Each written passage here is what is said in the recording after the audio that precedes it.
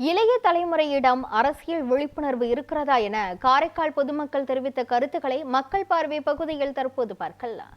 இன்னைக்கு இருக்கிற சூழ்நிலையில் இளைஞர்களுக்கு அரசியல் விழிப்புணர்வு இருக்கா இல்லைன்னு கேட்டால் முக்கால்வாசி கிடையாது, முழுவாசியே கிடையாதுன்னு தான் அர்த்தம்.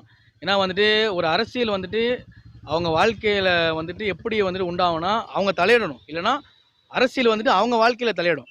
அது எல்லாருக்கும் ஏற்றுக்கக்கூடியதாக இருக்காது.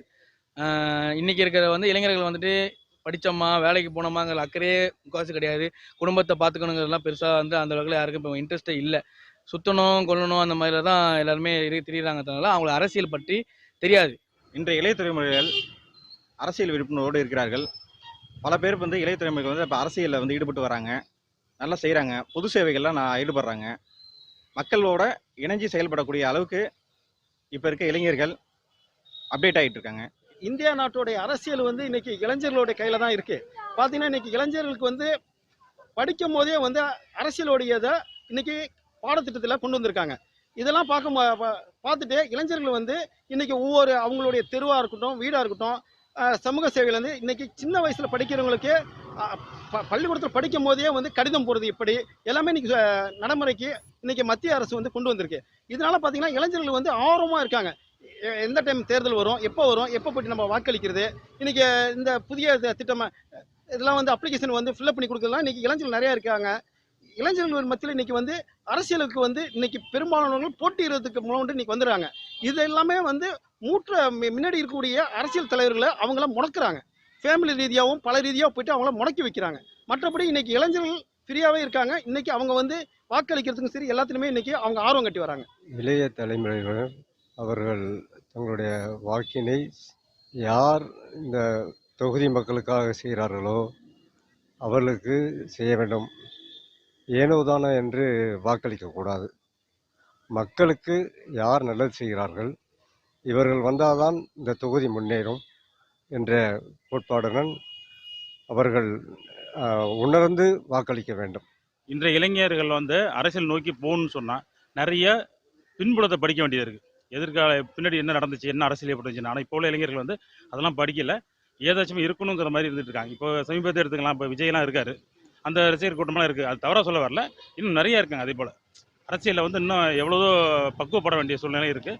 இளைஞர்கள் அதுக்கு பக்குவப்படணும். அது பக்குவப்பட்டால் தான் அரசியலை பண்ண முடியுமே தவிர இவங்க எதை நோக்கி சென்று கொண்டிருக்கிறார்கள்னா ஏதோ இன்றைக்கி ஒரு 10 பேர் சேர்ந்துட்டோம், ஒரு கூட்டமாக செஞ்சுட்டு இருக்கிறோம் போகிறோம் அப்படிங்கிற மாதிரி போயிட்டு இருக்காங்க.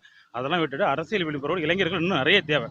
இன்றைய தலைமுறையில் அதுவும் இளைஞர்கள் அரசியல் விழிப்புணர்வு இல்லாமலே அரசியல் என்ற ஒரு மாயையில் சிக்கி கொண்டிருக்கிறார்கள். அதுதான் உண்மை. சொல்லப்போனால் அரசியல் என்பது நிறைய அரசியலில் கற்றுக்க வேண்டியது நிறையா இருக்குது. இந்திய சுதந்திரத்திற்காக பாடுபட்ட தலைவர்கள், நம்ம இந்திய நாட்டின் சுதந்திர வரலாறு, இப்படி ஏகப்பட்ட வரலாறுகள் எதையுமே தெரிஞ்சுக்காம இளைஞர்கள் என்ன செய்கிறாங்கன்னா, திடீர்னு பார்த்தீங்கன்னா அரசியல்னு சொல்லிட்டு அது தான் என்ன செய்கிறோங்கிறது தெரியாமலேயே அவங்க இஷ்டத்தை, அதாவது இளைஞர்களில் 90% பேருக்கு அரசியல் என்ற விழிப்புணர்வு நிச்சயமாக கிடையாது. தன்னை சார்ந்து இருக்கக்கூடியவர்கள், தான் விருப்பப்படக்கூடிய தன்னை சார்ந்தவர்கள் அவர்களுக்கு ஆதரவு, இந்த அடிப்படையில் தான் போயிட்டு இருக்காங்களே ஒழிய அவங்க எதுக்காக செய்கிறாங்க, அந்த அடிப்படை என்ன, அடிப்படை கொள்கை என்ன, இந்த எல்லாம் எதுவுமே தெரிஞ்சுக்காம தலைவன்று சொல்லிட்டு ஒரு ஆள் வந்தாங்கண்டா தான் தோன்றித்தனமாக அவன் பின்னால் போகிறாங்களே தவிர நிச்சயமான முறையில் அரசியல் என்ற அரிச்சுவடி தெரியாதவர் தான் இப்போது ஏராளமாக இருக்கிறார்கள். இன்றைய தலைமுறையில் அரசியல் விழிப்புணர்வு கொள்கை சார்ந்து யாருக்குமே இல்லை. ஒரு நடிகர்கள் பக்கம் செல்வதும் அவர்கள் சொல்கின்ற ஆசைக்காகவும் ஒரு விளம்பர மாயை தான் இன்றைக்கு இளைஞர்கள் மத்தியில் இருக்கிறது தவிர அரசியல் விழிப்புணர்வு என்பது மிக சொற்பமான இளைஞர்கள் மத்தியில் இருக்கிறது. கொள்கை சார்ந்து அதை மீண்டும் வரணும் என்று சொன்னால் கொள்கையை நிச்சயமாக படிக்கணும். வருங்கால சந்ததிகள் அனைவரும் சமூகத்தை பற்றி விழிப்புணர்வு வேண்டும்.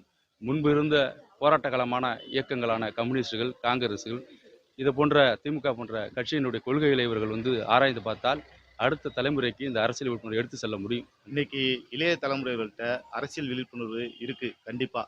ஏன்னா எல்லா இளைஞர்கள்ட்டையும் பெரும்பான்மையாக இன்னைக்கு ஆண்ட்ராய்டு மொபைல் இருக்குது. அதன் மூலமா சமூக வலைதளங்களில் இன்னைக்கு என்னென்ன அரசியல் சூழ்நிலை, யார் என்னென்ன செய்கிறாங்க எல்லாத்தையும் இன்னைக்கு இளைஞர்களுக்கு கண்டிப்பாக தெரியுது.